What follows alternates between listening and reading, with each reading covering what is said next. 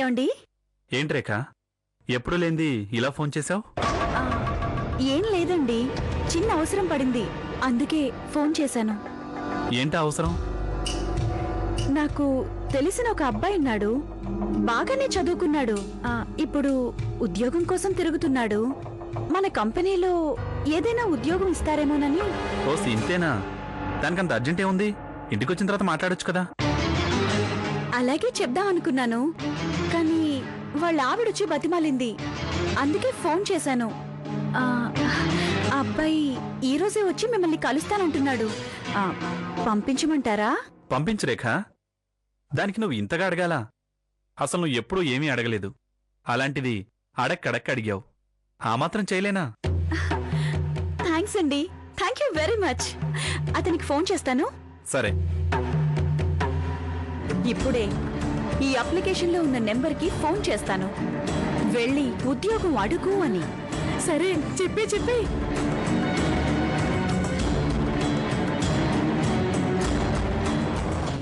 ఏం madam phone చేశారు? ఏమైనా పనా?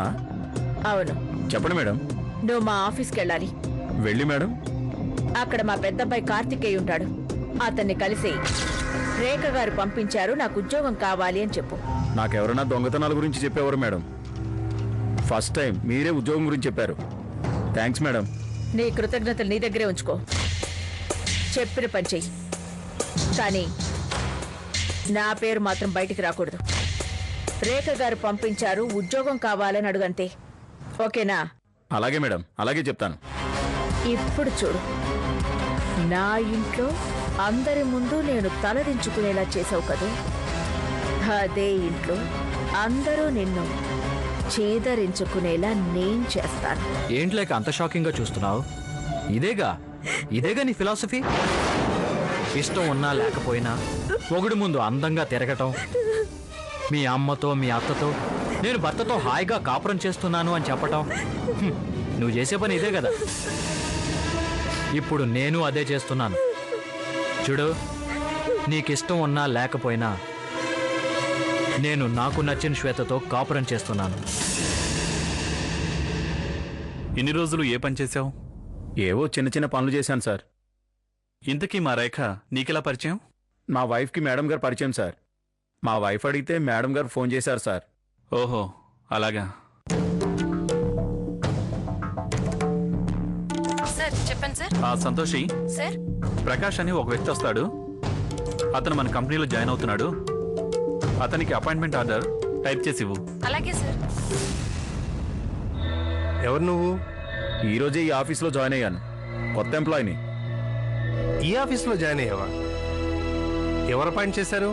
Home minister. హోమ్ మినిస్టరా? అదే సార్, మా మేడం గారు.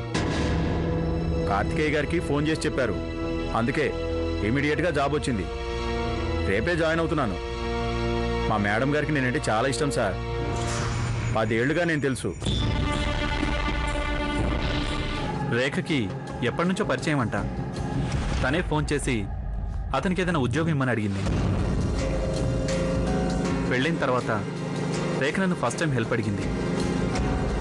ఈ మాత్రం చేయకపోతే ఎలా అని ఓకే అన్నాను. అదేంటి, వాణ్ణి చూస్తే వెధవలాగున్నాడు. రేఖ వాణ్ణి రికమెండ్ చేయటం ఏంటి? ఒక పని చెయ్యి, శ్రీరామ్తో ఓ అండర్స్టాండింగ్కి రా. ఏంటో చెప్పాలా? నీకు మీ అత్తయ్య కావాలి, అత్తయ్యకి ఇచ్చిన మాట నిలబెట్టుకోవాలి. నువ్వు జగదీశ్వరి కోడలువైతే అంతే చాలు, అంతే కదా? నువ్వు అలాగే ఉండు, నేను శ్రీరామ్ ఇలాగే ఉంటాం. ఎందుకంటే శ్రీరామ్కి నేను కావాలి, నాకు శ్రీరామ్ కావాలి. ఈ అండర్స్టాండింగ్ వచ్చావనుకో, నువ్వు మీ అత్తగారింట్లో హాయిగా ఉండొచ్చు, నేను శ్రీరామ్తో హ్యాపీగా ఉంటాను. ఎందుకు అంత కోపం? ఇంత మంచి ఆఫర్ ఎవరన్నా నీకు ఇస్తారా? ఏయ్ ఏయ్